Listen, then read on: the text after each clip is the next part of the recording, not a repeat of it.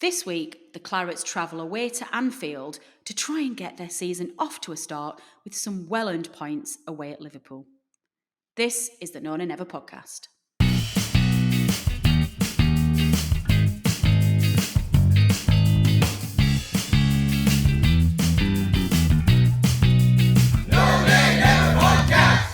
Hello and welcome to another episode of the No Name Never podcast.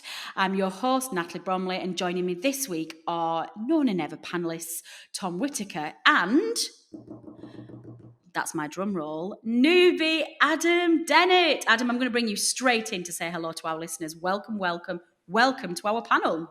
Yeah, thanks for having me. Pleasure to be here. Started listening myself during lockdown and then absolutely loved being involved in the Portmaster quiz. My friends thought I was cheating, but I don't think they quite realised how much of a geek I was. Only a slightly bigger geek than Tom, but I'm sure he'll have something to say about that in future competitions. So, no, really excited. Thanks again for the opportunity. No, not at all. We're excited to have you. We're always trying to expand our horizons on the podcast and get new views in there. And I'd only just realised actually as we started recording, of course, we've got our two Portmaster finalists. Tom, you got beat by the newbie. What kind of show is that? Well, I don't want to say it was fixed, but yeah. So our newbie won and then gets a place on the panel. No, it definitely wasn't fixed. We put you in there as our mole, Tom, to bring home the title for the No Name Never panel, and you let us down. So, contrary to Rich and George's claims last week that you're my favourite, you've now been demoted because you let us down. But seriously, guys, it is great to have you both on, and I'm looking forward to this one. We have got quite a jam-packed episode to look at today. We are going to start with some exciting transfer news. We're hoping that George is going to jump on at some point later on in the episode. He is in a Clarets Trust board meeting as we speak, and of course, you remember from last week, he is taking over as roving reporter for all Clarets Trust and Community Matters. So we'll get an update from him if he makes it. We need to look back on that game away at Anfield, in particular Mr. Klopps' ludicrous claims about their physical Burnley side, which is a nonsense. And we're going to look ahead to Newcastle, which, as we record, is in about 24 hours' time, which is, of course, the first of our rounds of the League Cup. So lots and lots to get on with. Tom, I'm going to come straight to you because literally about half an hour before we jumped online to record this and went live, we have had the news broke over Twitter that the Clarets have indeed agreed a €15 million deal for Cornet, is that how you pronounce it, from Leon. It's a deal to take us to 2026. And apparently he's flying to Turf Moor tomorrow for medical and to finalise personal terms. I can't believe it's happening, but may we actually be buying a player for money? Listen, if it happens, it's very, very exciting, but I'm not getting my hopes up just yet. You know, you see a lot of conflicting reports. I know it seems like pretty fair that we've had a fee agreed now, but then you read stuff like maybe he wants to go to Hertha Berlin, he'd rather go there. Maybe Newcastle or West Ham are going to come in at the last minute. So until I've seen that photo of him wearing a shirt and simultaneously holding a shirt with his name on the back, I'm not going to get my hopes up. But if we can get it done, then it's a good statement of intent. I think it would equal our record ever transfer. It would be something exciting, something a bit different. I can remember when we signed Defoe, and I didn't know a lot about him, but it was just like, oh, this bloke's he's Belgian, he's meant to be really good. The same with Cornet, I know he's played in the Champions League. I think he scored against Man City in the Champions League for Lyon.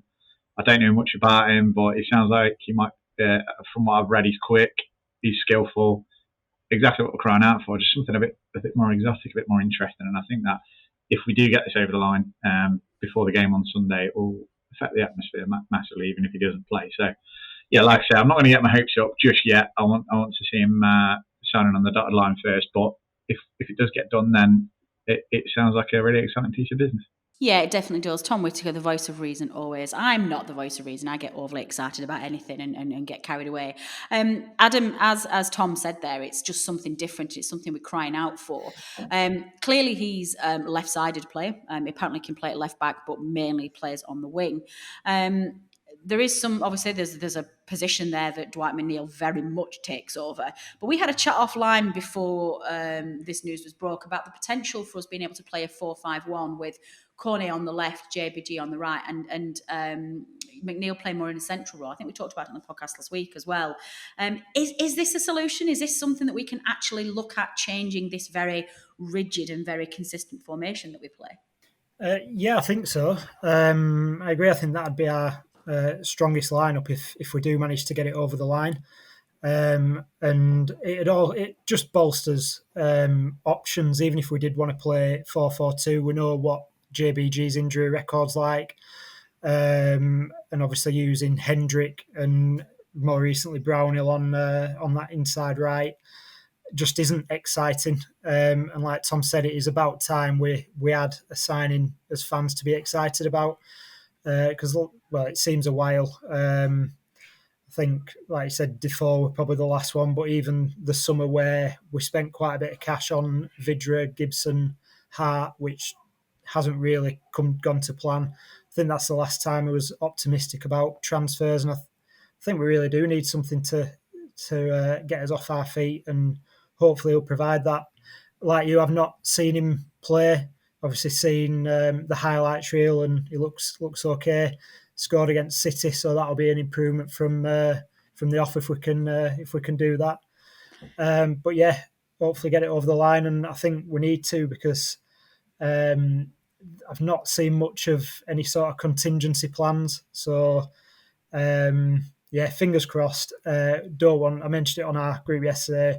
Don't want another Grzycki where he's flying over in a private jet and then it all goes wrong at the last minute.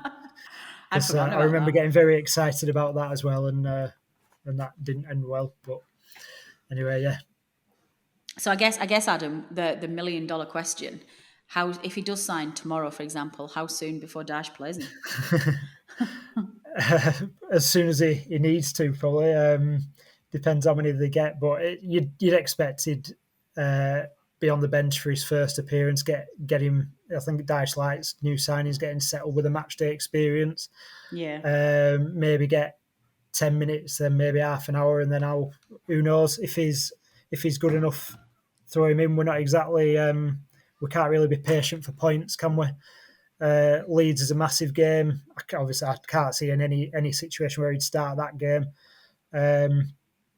But yeah, hopefully, if we get him over the line, he can get into the first 11 and make a difference, provide that spark.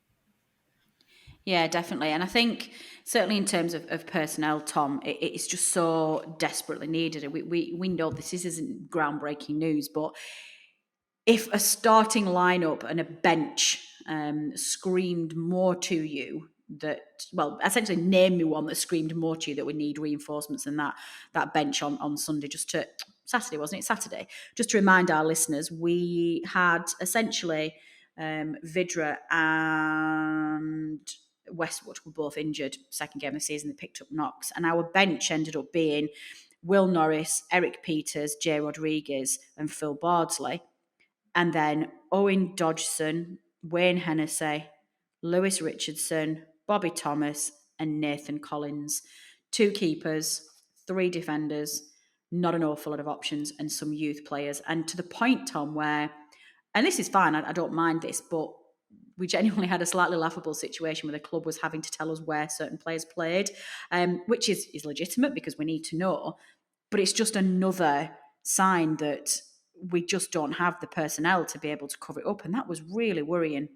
On the plus side, though, it did allow us to field the aesthetically pleasing 1-11 team selection with all the numbers in the correct positions as well. So every cloud. But yeah, you're right. I mean, we all said it after the Brighton game, the bench looking threadbare. There's not many options to bring on. And then lo and behold, we've got 2 less players than we had for that game.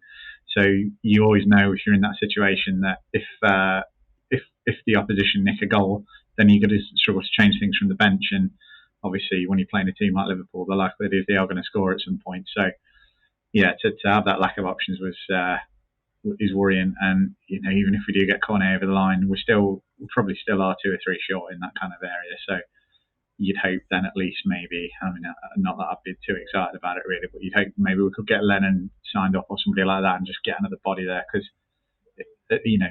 I mean, I think you summed it up, Natalie, when you said I thought we just brought a left back on to play right wing when we're 2-0 down away, against Liverpool. And it's just, I mean, it was one thing when it was happening in the pandemic when people were getting released and it was a weird kind of elongated season, but we're over a season down the line from that now, and we're still doing it, and it's not really good enough. It can't be acceptable really for a Premier League team to be doing things like that. No, and it's not like it's sprung up on us either. This is like the 4th or 5th season in a row that we've been in this position, and it's really disheartening. And from my perspective, Adam, like the Cornet signing's really good, and it shows that we're casting our net a little bit wider and that we are prepared to spend money. But Tom's absolutely right; it's not enough, and I'm not entirely sure that a transfer window where we bring in Hennessy, Collins, Lennon again, and Cornet is enough. I know it's better than the past couple have been, but it's still not enough, and it still leaves us really vulnerable. I mean, aside from the obvious sort of generic winger, what else do you want to see us do if we can get any more over the line before the weekend? I think, like Tom said, Lennon, I don't understand why that's not happened already, to be honest, because is definitely improvement on what we've got available, and it could definitely bring an option on the right wing that's should be more attack minded than Eric Peters anyway. But so yeah, if we got Lennon over the line, I think at the moment, at the start of the summer, if you told me we'd been here a week before the transfer window closes with just Collins and Hennessy, I wouldn't have been very happy. So with a week to go, if we did get Lennon, Cornet over the line, then I don't think we can complain. But because at least we're doing something late on. But obviously, seeing the Will Hughes link, that had a bit of versatility. He can play in a few positions. But I'd have really liked us to go for an attacking, a striker this summer. We've got obviously 4 very decent strikers, but they're all maybe Woods coming into his prime now, like at his prime. But Jay, Vidra, Barnes are all on the downward spiral. I'm not saying that they're finished or that they can't do a job. They're not going to get any better. So it might have been nice to bring a promising young striker and maybe something with a bit of pace that's a bit different. Because as well as Vidra did last season, like he not flatters to deceive, he's definitely a really good footballer. But his numbers at any Premier League club he's been at, goals and assists just aren't very good. So I'd like to have seen an improvement in that regard. I've seen quite a lot of people calling out for the youth to be given a chance, but I think if they were good enough, they'd be given a chance. Like McNeil got his chance when he was young. We've only been is it category A youth development for the last couple of years or a year or so. You're probably not going to see the fruits of that for another couple of years yet. And there's been times in the past where fans have called out for Aidan O'Neill to be given a chance. Even I think last year the year before it were Koike, left back. Get him in. He can do a job. And I've not seen any of these players, and I trust Dyche to be able to give the youngsters a chance if he thinks they are good enough.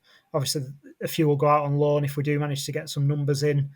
But does Dyche have to take some of the blame? Because he must like working with a smaller squad, because he does. He's always talking about adding quality and not quantity, and obviously we've just not managed to get anything over the line. So it just beggars belief, that bench at the weekend. Like you said, after 5 seasons in the Premier League, you'd probably expect better at this stage. Back to the original point, if we get Lennon in, Cornet in, and maybe one other, Hughes, I'd be happy enough. Yeah, I think the starting 11's good enough to stay up, but if we had any injuries at the moment, I think we'd be absolutely knackered. Yeah, that is so true, and to be in that position second game of the season is just ridiculous. A couple of points leading on from that, Tom. I think talking about the youth team, it does kind of make the Jimmy Dunn sale feel a little weird, doesn't it?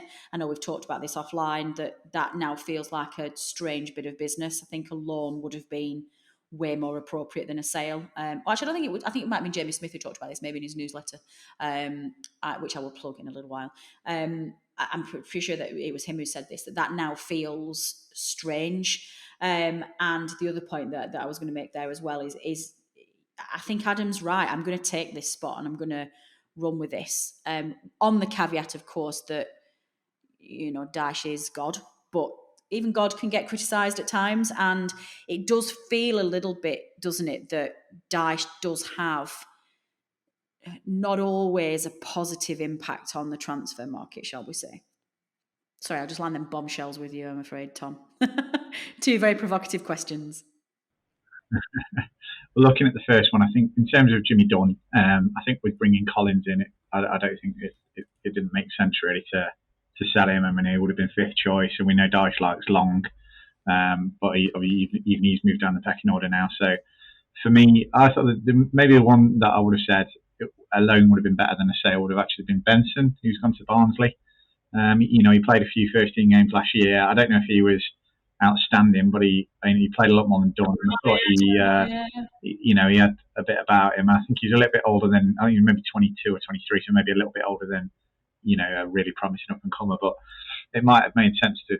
I think he did get a new contract as well last year, so it might have made sense for him to go out on loan. And I think we're probably a bit more light in the middle of midfield than we are at centre half now that Collins has come in. So yeah, maybe that was a strange one. But having said that, I think he's doing well for Barnsley so far, but he would have been fourth, fifth choice here as well. And I'd rather really just see you spend some money on a more established player or someone with a bit more pedigree. So not too bothered about those.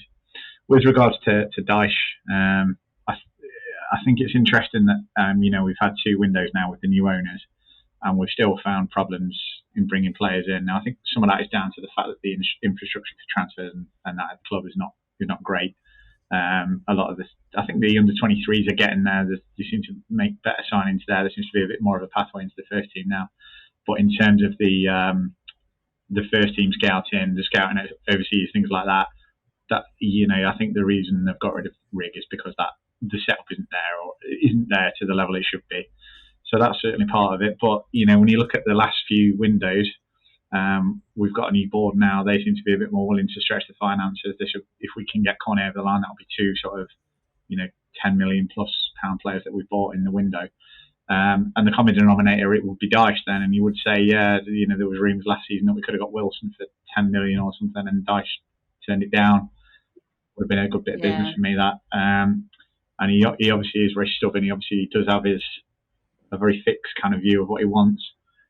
Although having said that, if you were to name a typical Daesh player, it wouldn't be, like an Ivory Coast winger who plays for Lyon. So maybe, you know what I mean. So maybe there's been either he's become a bit more accepting of what we need to do in the market, or he's been a bit more convinced to look further abroad now by the new board. I think I was slightly wary to criticise Daesh when people make this point, because I think there aren't many Premier League managers out there who are going to turn down the opportunity to spend money. I think the majority of our problems have come from the fact that really we just don't have enough money to spend, or the manager's not being given enough money to spend. So I'm loath to criticise him too much. But yeah, I think he's quite rigid, and hopefully, like I say, the fact that, well, let's hope that this Cornet signing, or if we do get it over the line, or even the fact that we're sort of sniffing in this market, suggests that the scouting overseas is getting better. Daesh has got a bit more confidence in that side of the recruitment, and hopefully that Daesh is a bit more open-minded going forward as well. Yeah, I think that's a really good point. And I think if you look at this on balance and you think, well, Daesh is cautious with our money, and if it genuinely is a case of the club being completely hamstrung with the wages it can play and the pay and the agents' fees they can cover and the demands of the player, then Daesh is probably likely to be just ultra cautious and making sure that he doesn't waste that money on the wrong player, because if he does, he ain't getting any more for maybe another year, maybe another transfer window. And I think on balance, I would rather have a manager who is cautious like that than one that just doesn't care and is very very much self-preservation and just wants to spend it irrespective. So I think, as frustrated as we maybe get with that, I think that's the position I'd rather be in. So in that sense then, and Tom, I'll stick with you on this one to start off with.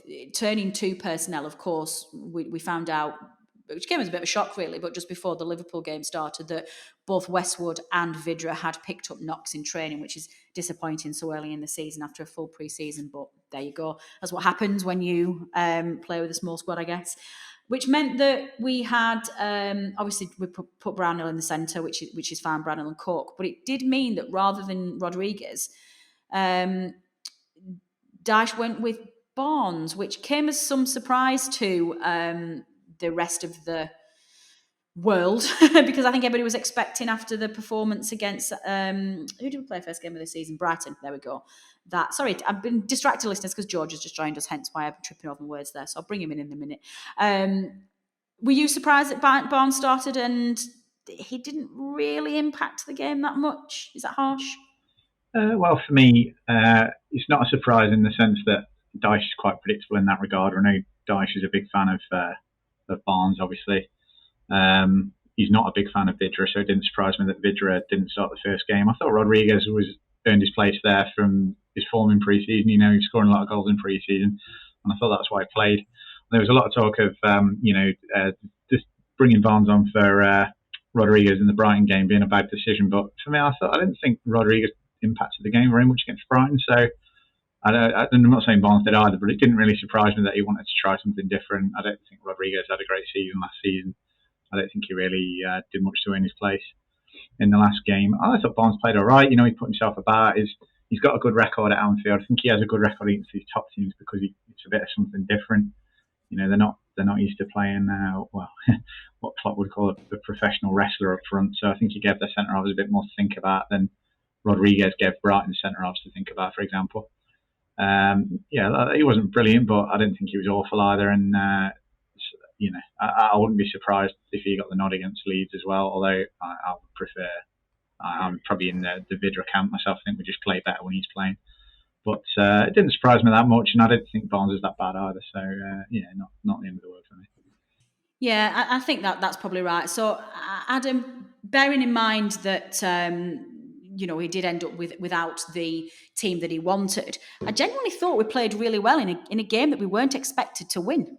I thought we were very competitive and played the way that we have done. That's seen us get results at the big grounds in recent years. So you've just got to stay in the game, be solid, be aggressive, and take your opportunities when they come. And we were well in the game. So I don't think you can argue with the performance too much. Thought Brownhill slotted into the midfield pretty well, broke up play well. Barnes, I was quite surprised he was starting, but I didn't mind it. Like you said, he's done well against the big teams previously, and like people are talking like he's really over the hill. Obviously, he didn't have a great season with injuries last season, and had the poor end to the season with the drink driving thing, which could have been the end of his Burnley career if we'd have taken a darker view on it. But he's only 31, and when he's had a run of games in the past and got himself going, he's a beast, isn't he? And him alongside Wood in previous seasons, I think, has been our most fruitful partnership and been really effective. Obviously, last year Vidra did come to the fore, and like Tom said, play well. I'd have probably started with Vidra as well on Saturday, but again, trust Dyche to know which one of the three is best placed to partner Wood. And I thought Jay did all right, similar to the team against Brighton. I think he did well for first 50 minutes or so, and then faded, and obviously got subbed. But I expected him to start again. So we're going to bring George in now. George, thanks for joining us. Better late than never.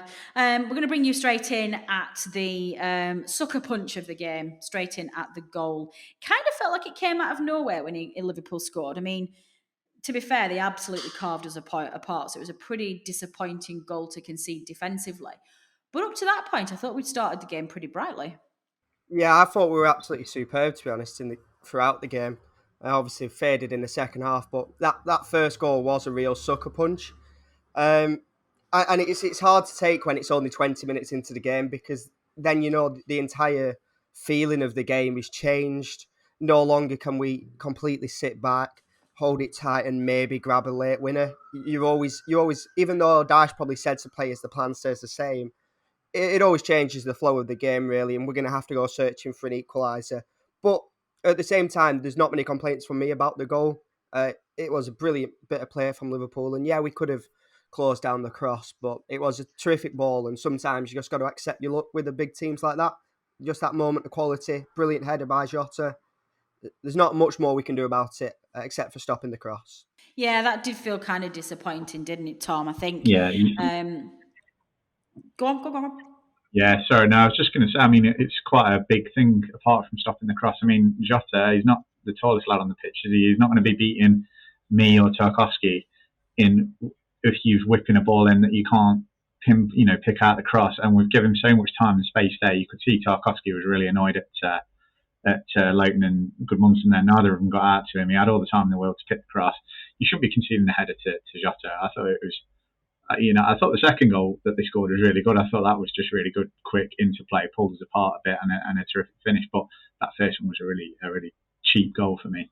And like you said, George, when you go into these places, you need to be digging in and keeping it tight for as long as possible. And I thought we do that too often for me. We back so far off, or we let these crosses come in.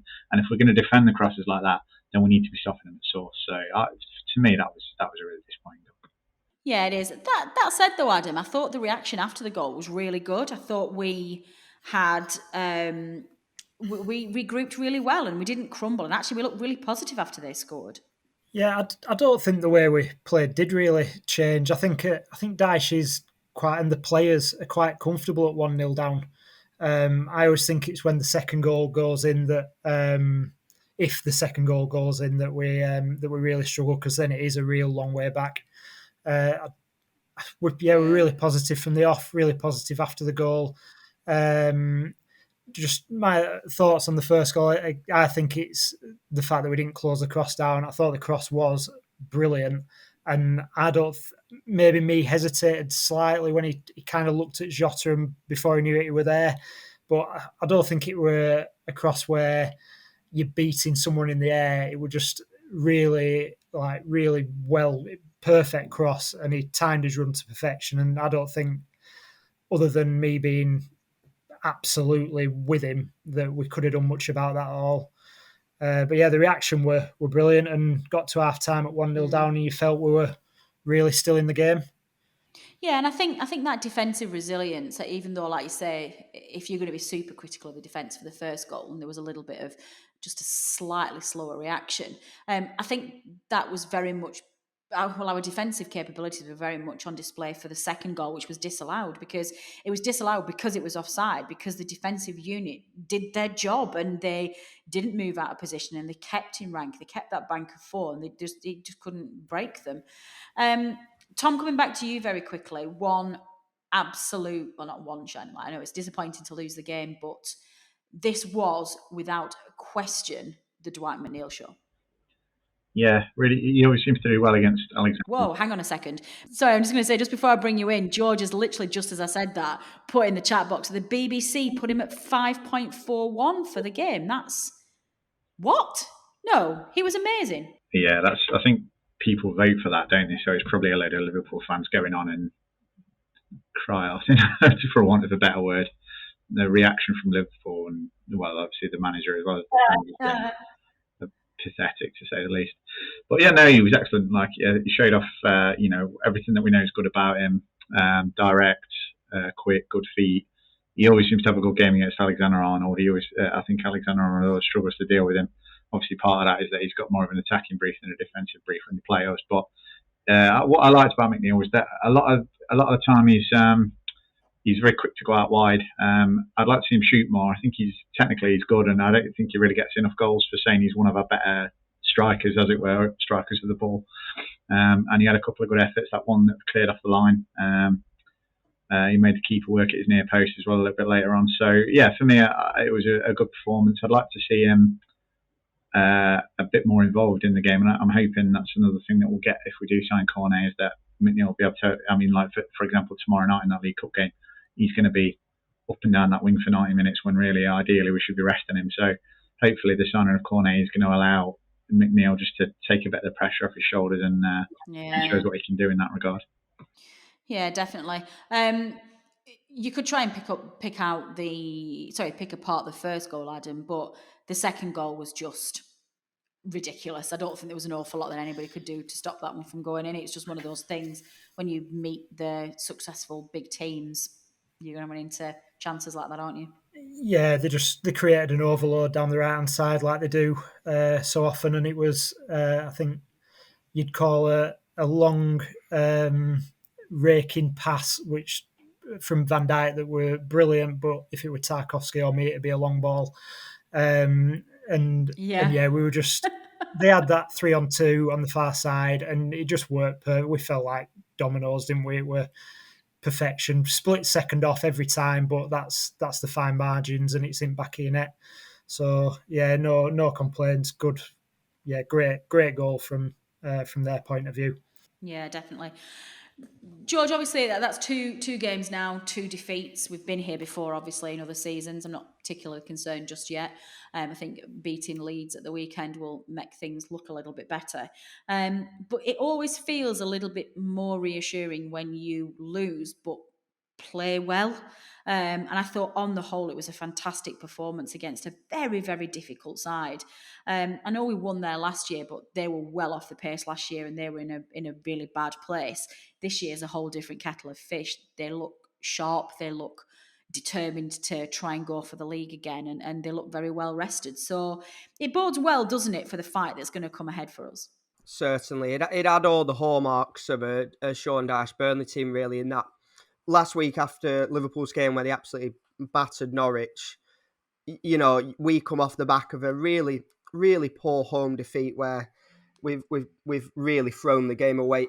Any other team could have easily gone to Anfield and rolled over, had the belly tickled and come back to the home game the next week, but not a Dyche team. We went there, really responded to our poor defeat in the first week, and put up a really good performance. And it wasn't just a resolute and defensive performance. We actually went looking for the game. Before they scored, we were really going at Liverpool. After they scored, we were the same, as Adam said before. You know, we really stuck to our guns and kept going at them. And although, obviously, things petered out in the second half, that happens in games sometimes, and especially when they get the second, that kills the game off. But a really positive display, and I think it definitely settled a few nerves amongst the supporters, you know, because on paper, two defeats, to start the season's a worry, but not when you play like that away at Anfield. So definitely a big thumbs up from me. Great. A very quick one from you, Tom. I don't want to give this clown too much airtime, but can you give any coherent and non-laughable response to Klopp's just ludicrous comments about Burnley being wrestling and no, we can't. We've lost listeners. We've lost Tom. We're losing listeners left, right, and centre. Adam, you take that question instead, then, please. Can you give any coherent answer at all in response to Klopp's ludicrous claims that we were wrestlers and that referees need to get a grip on the game? I think the reaction in the media speaks for itself. It's just had condemnation, that comment, and it was just utter rubbish. I don't think we were overly physical. We played our normal game, which has made us go that record, 95 games without a red card in the Premier League. But yeah, we've got to be physical to have a chance at these places. We go there and try and play fluid football against them, and we'll get rolled over 5-0. So yeah, no problem with how we played. I think you get this from some of the big managers. Even Ole Gunnar Solskjaer, we're talking about it after the game at Southampton as well, how physical they were against United. And again, not much wrong with that performance from Southampton either. I think the big managers have that, and the big six again have that much clout that it gets all the press and all the headlines when they say things like this, and it's going to suit them. They'll try and win all the small battles that will give them the slight advantage. It's like, it reminded me of when they were all gunning for 5 subs in lockdown, and then they'd play against each other and only make 1 sub each. But against the teams outside the top 6, they'd go 2 or 3-0 up and then rest all the players. It's just them looking for the small gains, and absolute rubbish. But I don't know what else they were expecting, to be honest. Oh, obviously his new laser eye surgery hasn't worked. I don't know what he were watching. That's why we brought you in. That's the kind of cutting-edge analysis and cut-downs that we were looking for, Adam. Well played, bravo. I've got very little respect for that guy, and I know he was very popular when he first came to the Premier League, but as every season passes, I just lose all respect for him. I don't think he talks a good game at all. And it's no way never. George, talk us through. You're going to come on join us tonight because you've been in a Clarets Trust board meeting this evening. Is there anything that you can share with us? Is there anything that you can tell us about before we move on to look at Newcastle?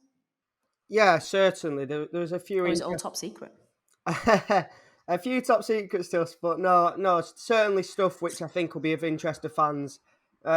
Especially 2 things in particular. Do you remember the survey that was put out to the fans? So over 7,000 supporters filled that in, and wow. Alan was delighted with it. You know, he got a really good amount of feedback, and it helped him. Obviously, he was new to the club, get an understanding of what fans wanted. So that's certainly been taken on board. And I think there might be an idea to do that again towards the end of this year. So that's one thing which I think was certainly definitely positive.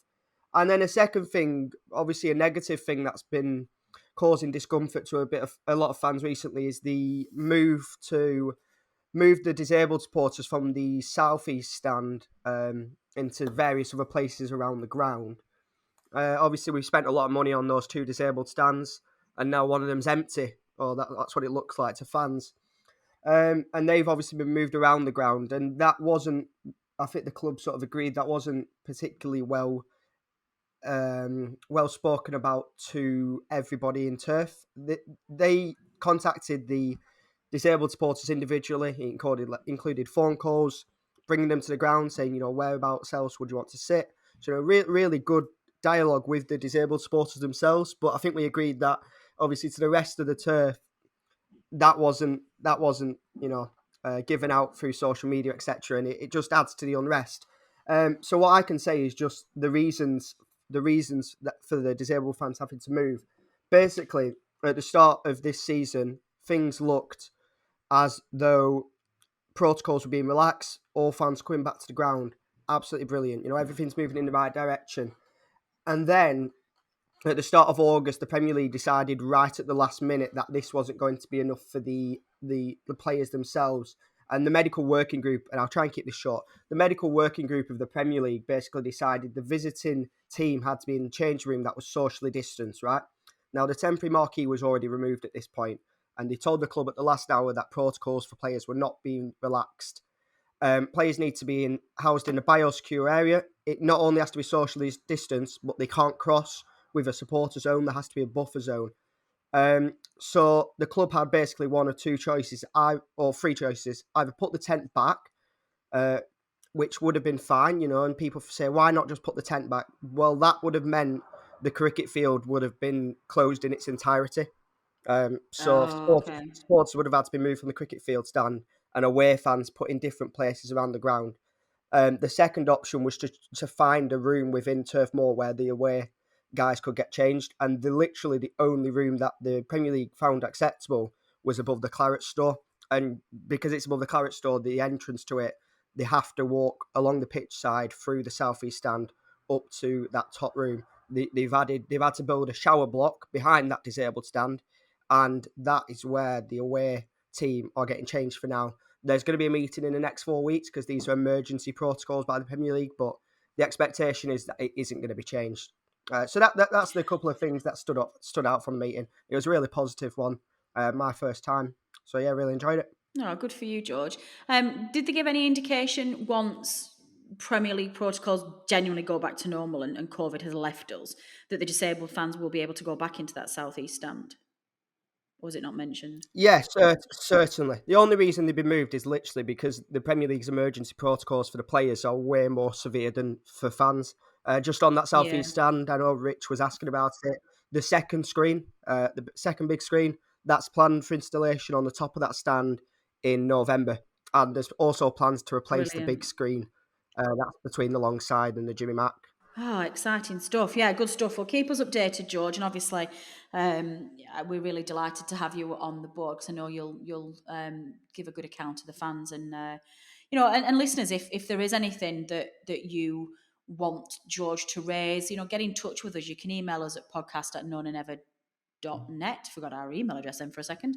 You can tweet us at nonanever. But better still, why don't you join the Clarets Trust? Go to their website, which George is... So you go to google.com and you type in Clarets Trust and it'll come up. Spoken like a true Gen Zer. You can find the Clarets Trust website very easily, guys. If I remember right, my subs are about 5 a year, 10 a year. They're not a great deal, but it does. They issue a newsletter all the time, which is really useful, and they give you a voice on the board and a direct line of communication to the chairman and his staff. So, do get involved if you can. But if not, it's not something that you have the means to do or are interested in doing, then by all means communicate with George and he'll be able to keep things on the wider agenda.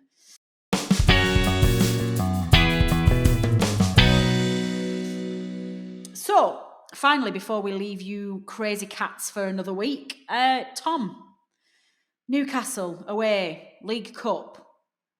Can we generate any enthusiasm for this game, please? No, in a word. It's always bad when you get a cup draw against a team in the same division. That's boring. It's a trek. I don't know what it's like from Birmingham to get to Newcastle, but from where I live in Derby, you can't do that on the train in one night.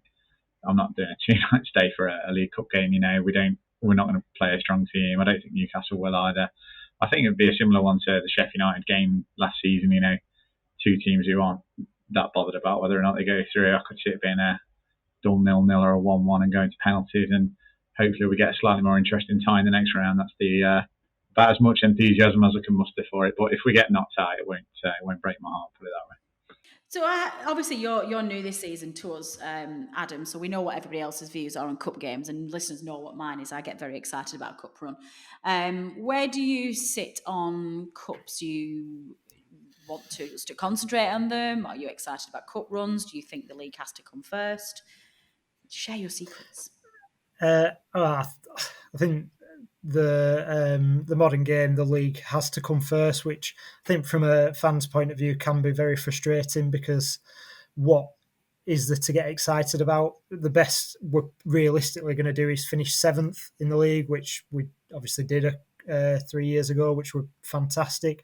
But you see some of the cup runs Leicester winning it last year, even Wigan a few years ago, and to have something like that and would be tremendous. And even looking back at 08-09, having that run to the Carling Cup semi-final, you still talk about that now. More likely to talk about a cup run than a 17th place finish in the Premier League. I think it's difficult with this one, given we've already talked about how thin the squad is. I think it'll be good to see some of them fringe players and young players and see if they do have a spark. Hopefully we can go through. But obviously the main thing is not to pick up any injuries or suspensions and get onto Leeds on Saturday. I think I'd be more interested if we're looking good in the league in December, January, then it'd be nice to have a bit of a go in the FA Cup. But yeah, I always want us to win anyway. Definitely. So see how far we can get. And hope we don't draw City away in the 3rd round of the FA Cup again. Oh God, yeah, me too. I'm sick of meeting them rascals. They can go away. I think that's probably all we've got time for. We've covered everything I wanted to talk about, and who knows, by the time we speak to you next, we may have several signings to go. Team, does anybody have anything else they want to bring up or before we move on and finish off this week? I don't think there's anything else, is there? No, Adam's shaking his head. Not good for radio, Adam. George is shaking his head. You should know better. Tom, help me out here. Oh, God, he's shaking his head as well. Look at that, listeners. Just proper podcasters here, professional podcasters. They're all shaking their heads at me. Well, that is definitely it then. We're going to leave you on that thrilling content to end a podcast. Lots of people saying there's nothing else they want to talk about. What's going to happen next? We are going to see what happens away at Newcastle, see if we can get a mini cup run together despite Adam's hesitancy, which I'm going to blame on him if we get beat. We're going to play Leeds at the weekend. We're going to get our first win of the season, and it's going to be comprehensive. We're going to score loads of goals, and it's going to be ace.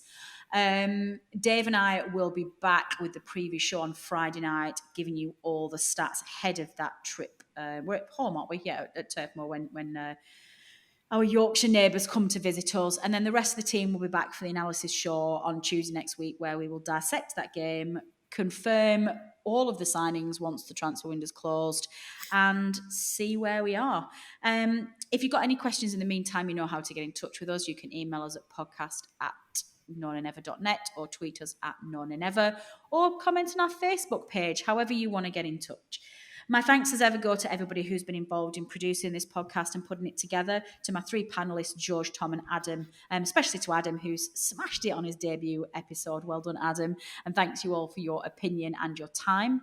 To producer Matt for knitting all of this together and getting it out there. To our local musician, George Gaskell, who provides the jingle for free of charge. So please do check him out. Matt will put his Twitter handle on the social media channel so you can give him some love and some support. And finally, to the listeners for downloading and listening to this episode. Your support is very much appreciated, and we would not be here without you. I've been Natalie Bromley. This has been the No Nay Never podcast. Until next time.